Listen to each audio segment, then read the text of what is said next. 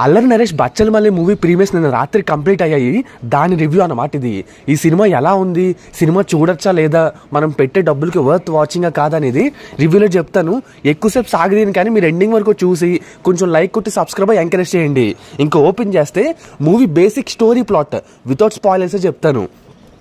హీరోకి ప్రతిసారి కోపం వచ్చేస్తూ ఉంటుంది. వాళ్ళ నాన్నగారి వల్ల తన లైఫ్ పాడు చేసుకుంటాడు.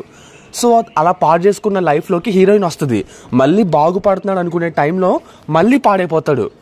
దీనికి కారణాలు ఏంటి, హీరో లైఫ్లో ఏం జరిగింది, అసలు హీరోయిన్ ఎవరు, ఈ రావు రమేష్ క్యారెక్టర్ ఏంటి, చివరికి హీరో లైఫ్ ఏమైపోయిందని మనం సినిమా చూసి తెలుసుకోవాలి.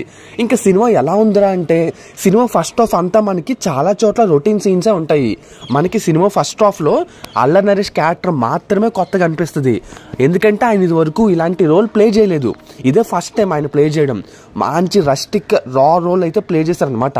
చాలా అడల్ట్ సీన్స్ కూడా ఉంటాయి అండ్ కొన్ని డైలాగ్స్ కూడా అలాంటి వాటితో మిక్స్ అయి ఉంటాయి అనమాట. ఒక్క అల్లరి నరేష్ మాత్రమే కొత్తగా అనిపిస్తాడు.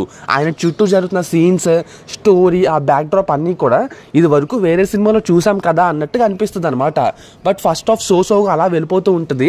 ఆ తర్వాత మనకి ఇంటర్వల్ బ్యాంక్ దగ్గర పర్లేదు, బాగానే ఉంది. సెకండ్ హాఫ్కి మంచి పే ఆఫ్ ఇచ్చుకున్నారు అనుకుంటాం. సెకండ్ హాఫ్లో కూడా మళ్ళీ విలన్ క్యారెక్టర్ ఎంటర్ అవుతుంది. అక్కడ అంతా కూడా రొటీన్ గానే అనిపించింది భయ్య, అంత బీభత్సం అనిపించలేదు. బట్ సెకండ్ హాఫ్ చాలా వరకు ఫస్ట్ హాఫ్తో కంపేర్ చేస్తే బెటర్ అని చెప్పాలి. ఇంకా సెకండ్ హాఫ్లో మనకి ప్రీ క్లైమాక్స్ ఇంకా క్లైమాక్స్ సీన్స్ అయితే నిజంగా నాకు పర్సనల్లీ నచ్చాయి. ఎందుకంటే నేను ఎక్స్పెక్ట్ చేసినట్టు క్లైమాక్స్ అయితే లేదు. మన typical Telugu cinema happy ending climax అయితే ఉండదు. సో మీరు అది థియేటర్లో చూసి తెలుసుకోండి. నిజంగా చాలా మంచి మెసేజ్ ఇచ్చాడు ఈ సినిమాతోటి డైరెక్టర్. అల్లరి నరేష్ క్యారెక్టర్ని పోర్ట్రే చేసిన విధానం అండ్ మనకి సినిమా స్టోరీ చెప్పే విధానం కూడా 3 బ్యాక్ డ్రాప్స్లో ఉంటుంది. 1980s టైంలో, 1990s టైంలో, ఇంకా 2005 టైంలో. సో హీరో లైఫ్లో ఆ 3 టైం పీరియడ్లో ఎలా జరిగింది ఏంటనేది చెప్పుకున్న విధానం కూడా బాగుంది.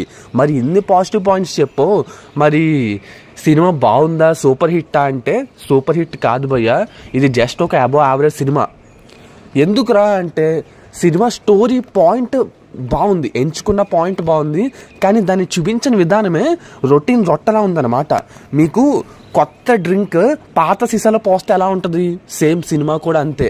అల్లరి నరేష్ని కొత్తగా చూపించాడు, కాకపోతే చుట్టూ రాసుకున్న సీన్సే అంత బలమైన హార్ట్ టచింగ్గా లేవన్నమాట. సినిమా చూసిన తర్వాత ఏదో చూసాంలే పర్లేదులే అన్నట్టు అనిపిస్తుంది, కానీ అరే బాగుందిరా, ఇక్కడ బాగుంది, ఇంకా గుర్తు పెట్టుకునేలా ఉండదు అనమాట. ఇంకా పాటలు నాకు అంత ఎక్కలేదు భయ్య. జాతర ఎపిసోడ్ ఉంటుంది, అక్కడ తారా జువ్వలు పేలడం అండ్ ఆ ఫైట్ సీన్ మాత్రం మంచి కలర్ఫుల్గా విజువల్గా అయితే బాగుంది. ఇంకా ఓవరాల్గా చెప్పేది ఏంటంటే, సినిమాలో అల్లరి నరేష్ మెరిశాడు, కానీ సినిమా మాత్రం మెరవలేకపోయింది. అండ్ సినిమాలో ఇచ్చిన మెసేజ్కి అల్లరి నరేష్ కోసం ఒక్కసారి అయితే ట్రై చేయొచ్చు. మరీ అంత బీభత్సమైన సినిమా కాదు, మంచి సినిమాని చెడగొట్టుకున్నారు. సో అది విషయం. మరి సినిమాకి నా రేటింగ్ వచ్చేసి 2.50.